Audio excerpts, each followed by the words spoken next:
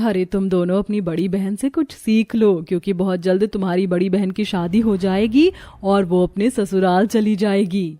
माँ, हमें उस पायल की बच्ची से कुछ नहीं सीखना, और वैसे भी हम दोनों बहन मॉडल्स हैं। हमारे पास काम और तरक्की की कमी नहीं है, इसलिए हमें अपनी सौतेली बहन से कुछ नहीं सीखना। हाँ माँ, हमारे इतने भी बुरे दिन नहीं आए कि हम उस गवार पायल से घर के काम सीखें। तुम और तुम्हारी मॉडलिंग मुझे आज तक समझ नहीं आई। पता नहीं तुम दोनों अपना घर कैसे संभालोगी, पर पायल को देखो, वो तुमसे ज्यादा पढ़ी लिखी भी है और घर के सारे काम भी जानती है। वैसे 1 हफ्ते बाद तुम्हारी बहन की शादी है, जल्दी से शादी की शॉपिंग कर लो। बाद में ये मत कहना कि माँ ने हमें शॉपिंग नहीं करने दी। माँ, आप अपनी उस सौतेली बेटी पर इतना पैसा क्यों खर्च कर रही हो? उसकी शादी आप मंदिर में भी तो कर सकती थी ना। खबरदार रूपल, अगर तुमने इस तरह की बात भी की।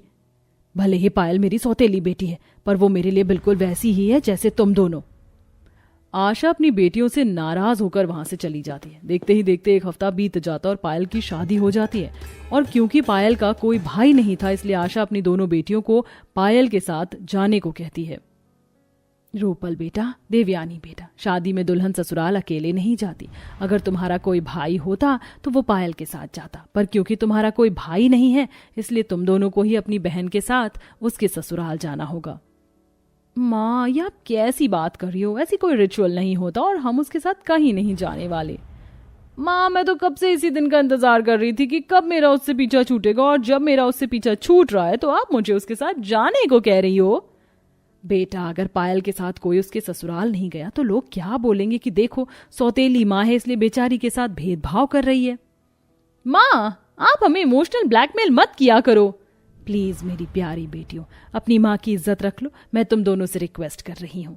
आशा अपनी दोनों बेटियों को इमोशनल ब्लैकमेल करती है और जबरदस्ती उन दोनों को पायल के साथ उसके ससुराल भेज देती है, जहां पायल की सास पायल की दोनों बहनों का बहुत अच्छे से ख्याल रखती है। आओ बेटा, तुम दोनों इस कमरे में आराम कर लो। आखिर तुम मेरी बहू की बहनें हो और इसलिए हमारा फर्ज बनता है, जब तक तुम यहाँ हो तुम्हें किसी चीज की कमी नहीं होने दे हम।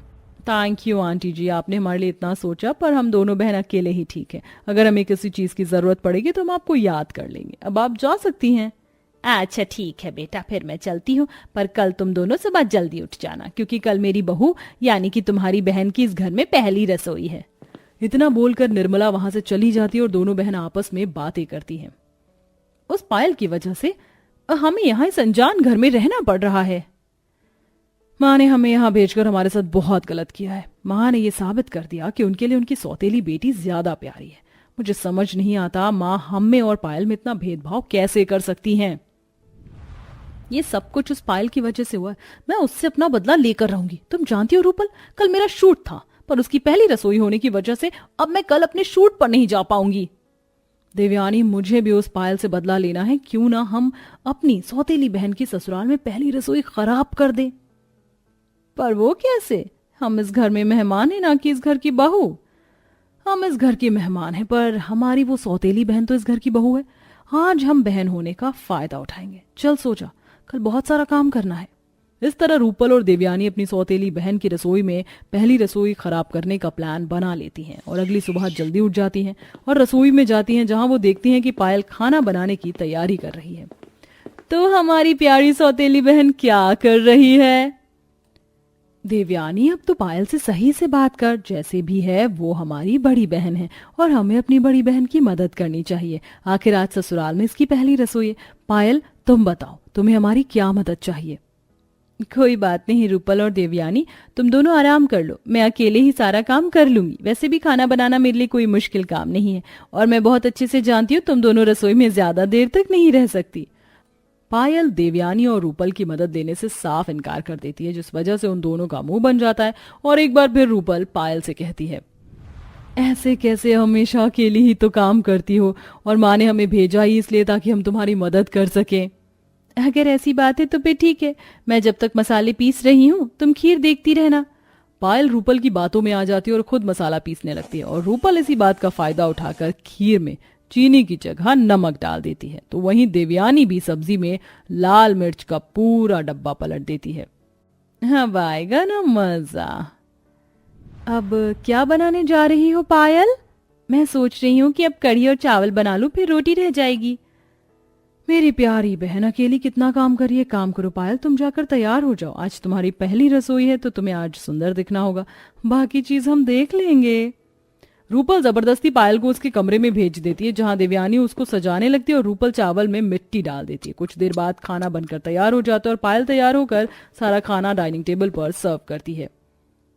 थैंक यू देवयानी और रूपल, तुम दोनों ने मेरी बहुत मदद करी है। तुम्हारी वजह से सही समय पर मैं सारा खाना बना पाई हूँ। मैंने कभी नहीं सोचा था कि तुम दोनों मेरी इतनी मदद करोगी। अरे पायल, ये तो हमारा फर्ज था, आखिर तुम हमारी ही बहन हो। क्या हुआ अगर तुम हमारी सौतेली बहन हो तो? और वैसे भी बहनों का प्यार तो ऐसा ही होता है। अब आएगा ना मजा जब पूरा परिवार खाने के लिए बैठेगा, पर ये सब रह कहाँ गए। अच्छा देवयानी, क्या तुम माजी और बाकी सबको बुला लोगी? जब तक मैं किचन से रायता ले आती हूँ, मैंने रायता भी बना कर रखा है। हाँ हाँ, क्यों नहीं, मैं अभी सबको बुला लेती हूँ। अब पायल रसोई में रायता लेने के लिए चली जाती है और देवयानी पूरे परिवार को खाने के लिए बुलाती है। पूरा परिवार एक साथ खाने की टेबल पर बैठ जाता है और पायल सभी को खाना परोसती है। पर जैसे ही सब खाना शुरू करने लगते हैं, वैसे पायल का पति अरविंद खाना लेकर आ जाता है और अपने घर वालों से कहता है, ये देखो, आज मैंने बाहर से नान, पनीर, छोले पनीर टिक्का, मंचूरियन राइस और हक्का नूडल्स मंगवाए हैं। अरविंद बेटा, तेरा दिमाग तो ठीक है, इतना खाना बाहर से मंगवाने की क्या जरूरत थी? आज बहू की पहली रसोई है, उसने पहले से इतना सारा खाना बना रखा है। माँ, आपको मुझे बताना चाहिए था ना कि आज पायल की पहली रसोई है। मुझे इन सब के बारे में क्या पता। मैंने सोचा कि आज पायल का ससुराल में पहला दिन है, तो क्यों ना उसके लिए बाहर से खाना मंगवाया जाए और पार्टी की जाए।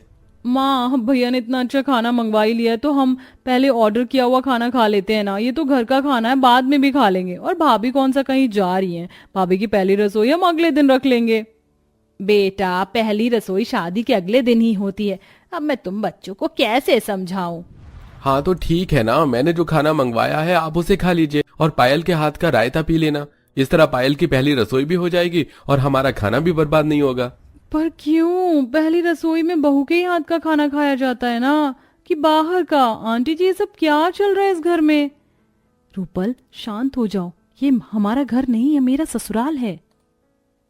इस तरह पायल रूपल को शांत कर देती है, पर अरविंद की वजह से देवयानी और रूपल का प्लान खराब हो जाता है और पायल की पहली रसोई काफी अच्छी जाती है। अब पूरा दिन इसी तरह से बीत जाता है और सब खाना खाकर अपने कमरे में सोने के लिए चले जाते हैं। पर अरविंद देवयानी और रूपल के कमरे में जाता है और उनसे बात करता है। तुम्हें क्या लगा था पायल का खाना खराब करके तुम उसकी पहली रसोई खराब कर दोगी?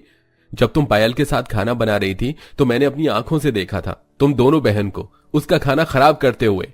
हाँ, आपको कोई गलतफहमी हुई होगी। हमने उसका कोई खाना खराब नहीं किया, बल्कि हमने उसकी मदद की थी खाना बनाने में, और हमारी बदौलत ही समय पर खाना बन पाया था। मैं जानता था तुम दोनों उसकी सौतेली बहन हो और अपनी गलती कभी नहीं मानोगी, इसीलिए मैंने तुम्हारी वीडियो बना ली थी। तुम मेरी बीवी की बहनें हो, इसलिए तुम्हें माफ कर रहा हूं, पर आइंदा से तुमने इस तरह की हरकतें की तो मैं तुम्हें फिर कभी माफ नहीं करूंगा। तुम जानती हो अगर मेरे घर वालों को पता चल जाता कि तुमने पायल की पहली रसोई खराब करने की कोशिश की है तो क्या होता।